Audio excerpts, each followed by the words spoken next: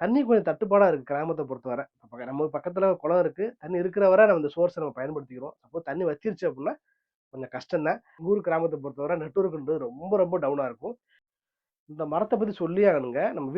Welcome back to my சேனல்ங்க. நான் நல்லா இருக்கிறேன். நீங்க நல்லா இருப்பீங்கன்னு நெனைக்கிறேன். உங்களுக்காக நான் ப்ரேயர் பண்ணிக்கிறேங்க. நம்ம ஃபர்ஸ்ட் வீடியோல நம்ம டவுன்ல இருந்து கிராமத்துக்கு ஷிஃப்ட் ஆக போறோம் அப்படின்ற பத்தி வீடியோ பதிவிட்டிருந்தோம். அது சம்மந்தமா நானும் எங்க அப்பாவும் வீட்டுக்கு வெளியே எல்லாமே பெயிண்ட் அடிச்சிருந்தோம். அத பத்தி வீடியோ நீங்க பார்க்கணும் அப்படின்னா, எப்படி அடிச்சிருக்கேன் பார்க்கணும்னு ஆசைப்பட்டீங்கன்னா, நான் ஃபர்ஸ்ட் கமெண்ட்லயும் டிஸ்கிரிப்ஷன்லயும் பின் பண்ணி வைக்கிறேன். பார்த்து தெரிஞ்சுக்கிறங்க. இப்ப நம்ம என்ன பார்க்க போறோம்னா, இப்ப இந்த கிராமம் சொன்னோம் பார்த்தீங்களா, அது ராமநாதபுரம் மாவட்டம் திருவான்மியூர் தாலுகா சம்பாநெட்டி கிராமத்துல இருந்து பேசிட்டு இருக்கேங்க. இப்ப நாங்க வாழப்போற இந்த கிராமத்துல என்னென்ன மரங்கள்லாம் எதுக்கு வச்சிருக்கோம், அது மட்டும் இல்லாம இங்க உள்ள அட்மாஸ்பியர்லாம் எப்படி இருக்கு அப்படின்றதையும் ஃபுல் டீட்டெயிலா இந்த பதிவுல பார்க்க போறோங்க. என் சேனல்ல புதுசா பாக்குறீங்க அப்படின்னா சப்ஸ்கிரைப் பண்ணி பெல் ஐக்கன் தட்டி விடுங்க. அப்பதான் இது மாதிரி பதிவுகள் தொடர்ந்து கிடைச்சிட்டே இருக்கும். நீங்க சப்போர்ட் பண்ணா எனக்கு கொஞ்சம் மோட்டிவேஷனா இருக்குங்க. வாங்க நம்ம எக்ஸ்ப்ளோர் பண்ணலாம்.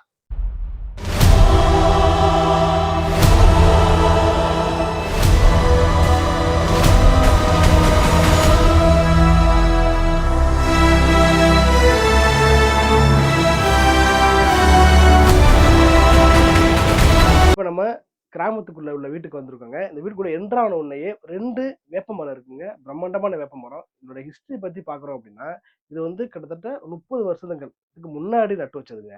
நான் பிறக்கறதுக்கு முன்னாடி நட்டு வச்சது. எனக்கு விவரம் தெரிஞ்சு கொஞ்சம் ஒரு 5, 6 அடிக்கு இருந்துச்சு. இப்போ எனக்கு வயசு 36 ஆயிருச்சு. ஸோ கிட்டத்தட்ட 35 வயசு ஆயிடுச்சு இந்த மரத்துக்கு.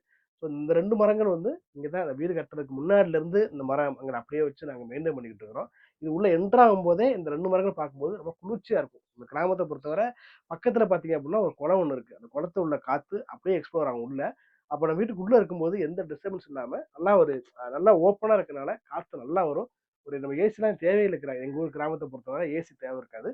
ஸோ அந்த இடத்த நின்று பார்த்துட்டு இருக்கிறோம். இது ஃபர்ஸ்ட் 2 மரம் மட்டும் இல்லாம இன்னொரு வேப்ப மரம் இருக்கு. அத நான் காட்டுறேன். அதுக்கு முன்னாடி இங்கேருந்து நம்ம கிழக்குலேருந்து ஆரம்பிச்சிருவோம். என்னென்ன செடிகள்லாம் வரிசையா வச்சிருக்கோம் அப்படின்ற பத்தி ஒவ்வொன்றையும் பத்தியும் ஒவ்வொரு மரங்களை பற்றியும் ஒவ்வொரு செடிகளை பத்தியும் நம்ம ஃபுல்லாவே எக்ஸ்ப்ளோர் பண்ண போறோங்க. வாங்க நம்ம அடுத்த செடிக்கு என்ன இருக்கு பார்க்கலாம்.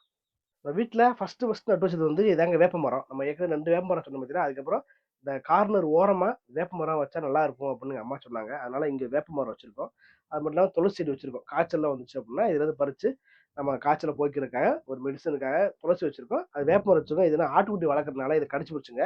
ஆனா அப்படி இருந்தும் கீழ இருந்து தளர்ந்து வந்துகிட்டு இருக்கு. இது பெருசா வந்துச்சு அப்படின்னா அந்த அளவுக்கு உண்மையிலே நல்லா இன்னும் இன்னும் ஃபுல்லா நிழல் ஃபுல்லாவே வீடு ஃபுல்லா ஆக்குப்பை பண்ணிடும் நினைக்கிறேன். இப்ப அதுக்கு அடுத்து பாத்தீங்கன்னா இங்க இருந்து கரெக்டா ஒரு ஒரு 5 அடி இருக்கும். 5 அடியில பாத்தீங்கன்னா பக்கத்துல வா. ஒரு 5 அடியில பாத்தீங்கன்னா சீத்தாப்பழம். சீத்தாப்பழம் மரம் அண்ணன் வச்சிருக்காப்புல. அண்ணன் ஃபாரின்ல இருக்கிறாப்புல. அவர் ஞாபகமா 2 சீத்தா மரம் வச்சிருக்காப்புல. இந்த 2 சீத்தாப்பழம் வந்துச்சு அப்படின்னா உண்மையிலே குழந்தைகள்லாம் விளையாடும் போது இது பறிச்சு சாப்பிட்டா அவ்வளவு டேஸ்டா இருக்கும்ல. அதனால இந்த ஒரு பர்பஸ்க்காகவே ஃப்ரூட்ஸ் மரம் வைக்கணும் அப்படின்றக்காக வேப்ப மரத்து பக்கத்துலயே அது ஒரு 5 அடிக்கு 5 அடி கேப்ல சீத்தா மரம் வச்சிருக்கோங்க. ஸோ அதுக்கப்புறம் அப்படியே நம்ம உள்ள வச்சுங்களேன். அடுத்து பாத்தீங்கன்னா அப்படியே இந்த கேப்ல ஒரு மரம் ஒரு 5 அடிக்கு மரம் வச்சிருந்தோம். அது இறந்துச்சுன்னு நினைக்கிறேன். அடுத்து வைக்கணும். இங்கே ஒரு தென்னை மரம் கால பிளான்ல இருக்கிறேங்க. இங்க பார்த்தீங்கன்னா ஒரு கொய்யா மரம் இருக்கு. கொய்யா மரம் இது நாட்டு மரம், நாட்டு கொய்யா மரம் தான் வச்சிருக்கோம். நல்லா பெருசா வரும் பார்த்தீங்கன்னா அந்த கொய்யா மரம் தான். இப்போ 2 காய் இருக்கு, 2 பிஞ்சு இருக்கு. ஸோ வச்சு வச்சு ஒரு 3 மாசம் தான் இருக்கும். 2 பிஞ்சு இருக்கு. ஸோ இது பெருசா வந்துச்சு அப்படின்னா உண்மையிலே சூப்பரா இருக்கும். தண்ணி கொஞ்சம் தட்டுப்பாடா இருக்கு கிராமத்தை பொறுத்தவரை. நம்ம பக்கத்துல குளம் இருக்கு. தண்ணி இருக்கிற வரை நம்ம இந்த சோர்ஸை நம்ம பயன்படுத்திக்கிறோம். சப்போஸ் தண்ணி வச்சிருச்சு அப்படின்னா கொஞ்சம் கஷ்டம் தான். பஞ்சாயத்துல நம்ம அப்ளை பண்ணி இப்போ போட்டிருக்கோம். குழாய் போட்டிருக்கோம். பட் இருந்தாலும் தண்ணி அந்த அளவுக்கு வருதான்றது கேள்விக்குறியா இருக்கு கிராமத்தை பொறுத்தவரை. அங்கங்கே போர் போட்டு தண்ணி சப்ளை பண்ணாலுமே ப்ராப்பரா எல்லாருக்குமே ப்ராப்பர் சேனல்ல தண்ணி போய் ரீச் ஆகுதான்றது பெரிய கேள்விக்குறியா இருக்குங்க. ஸோ தண்ணி சோர்ஸ் கண்டிப்பா ரெடி பண்ணணும். அப்பதான் இந்த மாதிரி செடிகள்லாம் வைக்க முடியும். இது பக்கத்துலேயே பார்த்தா ஒரு 3 அடியில பார்த்தீங்க அப்படின்னா இங்க என்ன மரம் வச்சிருக்கோம். இது என்ன மரம் அது? ஆ இங்க ஒரு லெமன் மரம் வச்சிருக்கோம். லெமன் லெமன் இந்த ஒரு மரம் இருக்கு, இந்த ஒரு மரம் இருக்கு. இது 5 அடிக்கு 5 அடிக்கு 2 லெமன் மரம் வச்சிருக்காங்க. ஆனா இந்த லெமன் கடிச்சிச்சு போல இருக்கு ஆட்டுக்குட்டி. ஆனா குட்டியா இருக்கு. கடிச்சாலும் வளர்ந்துகிட்டு இருக்கு. அதுக்கு பாதுகாப்பா எங்க அம்மா பயன்படுத்த சேலையெல்லாம் சுத்தி வச்சு பாதுகாப்பா வச்சிருக்காங்க.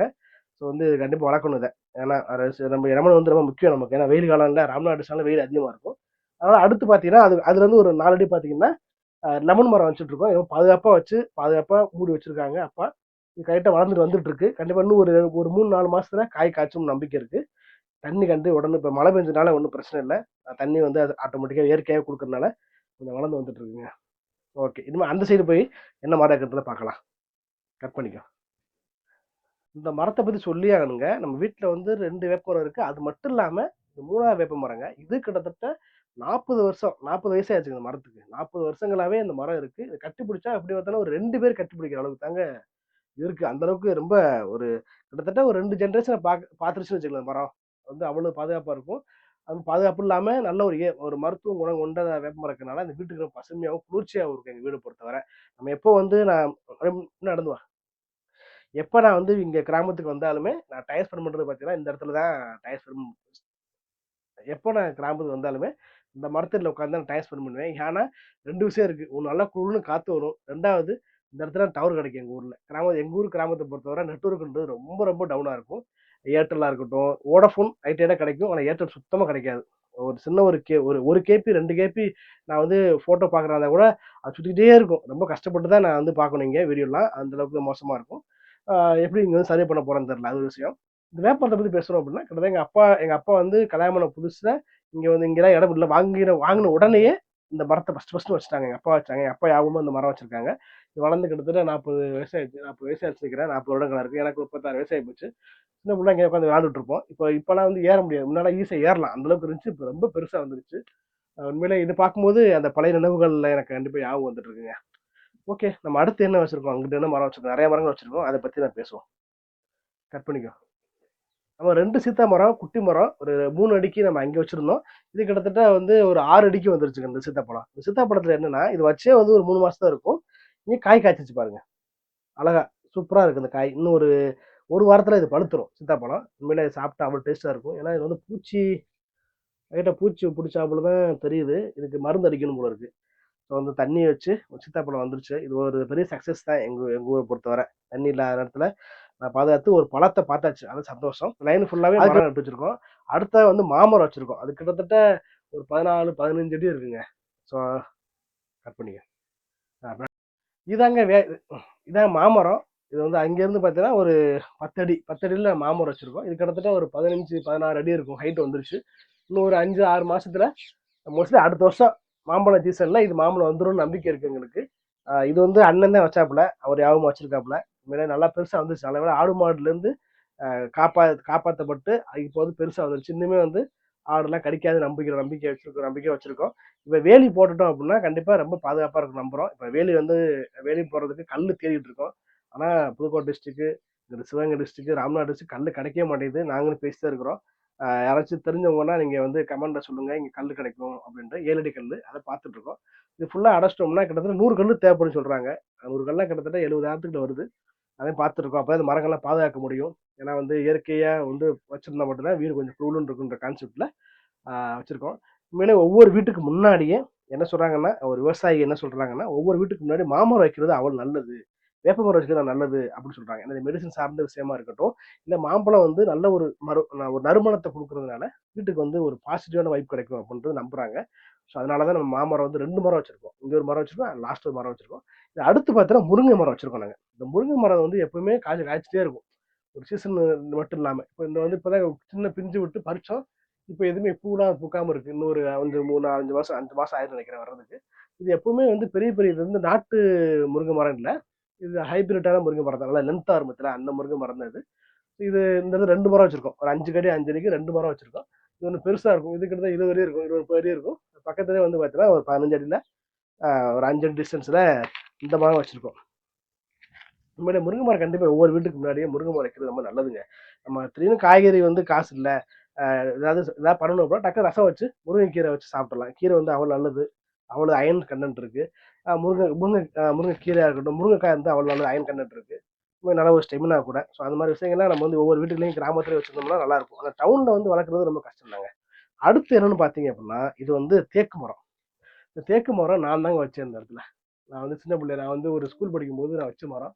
இது கிட்டத்தட்ட இப்போ வந்து ஒரு 50 அடிக்கு ஹைட் ஆயிடுச்சுங்க. நல்லா வந்துருச்சு. ஆனா வந்து என்ன ஆச்சுன்னா, நேரா வெட்டி விடாம ஆக்கிட்டோம். வெட்டி விட்டுருந்தோம் அப்படின்னா, ரொம்ப நேரா ஹைட்டா வந்திருக்கும். பார்க்க நல்லா இருந்திருக்கும். ஆனா வெட்டி விடாம இருக்கும். அவங்க வீடு கிளஞ்சு விடாம இருக்கும். அப்படியே அங்கிட்டு இங்கிட்டு போயிடுச்சு. ஸோ இன்னும் வர ஒரு நல்ல ஒரு இதா இருக்கும். இந்த இடத்துல இந்த மரத்துக்கு பக்கத்துல தான் ஒரு என்னன்னா, ஒரு நாய்க்குட்டி நாங்க வளர்த்துருந்தோம்.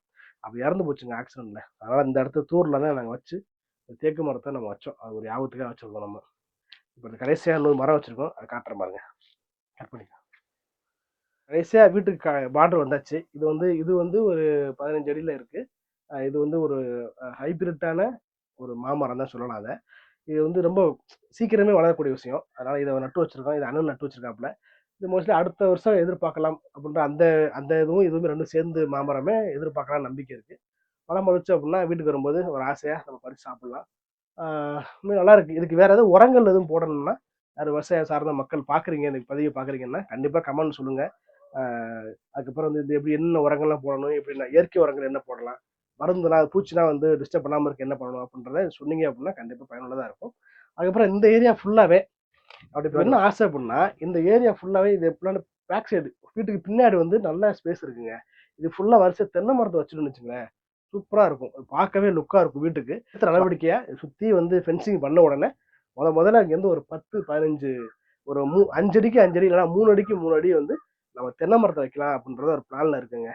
இதான் வந்து எங்கள் வீட்டினுடைய ஓவராலாக என்னென்ன மரங்கள் வச்சு சொல்லிட்டு உங்கள்கிட்ட கண்டிப்பாக இந்த பதிவு உங்களுக்கு இன்ட்ரெஸ்ட் வந்து நினைக்கிறேன். உங்கள் வீட்டில் என்னென்ன மரங்கள்லாம் வச்சுருக்கீங்க, என்னென்ன மரத்துக்கு என்னென்ன உரம் போடணும் அப்படின்றத ஐடியா தெரிஞ்சு அப்படின்னா கண்டிப்பாக கமெண்ட்டில் சொல்லுங்கள். இதை மாதிரியே கண்டினியூவாக நம்ம கிராமத்து சார்ந்த பதிவுகளை அடுத்தடுத்து கண்டினியூவாக உங்களுக்கு வரும். நான் அப்டேட் பண்ணிட்டே இருப்பேன். அடுத்த வீடியோ சந்திக்கும் வரை விடைபெறுகிறேன் பிரபு. பாய் பாய்.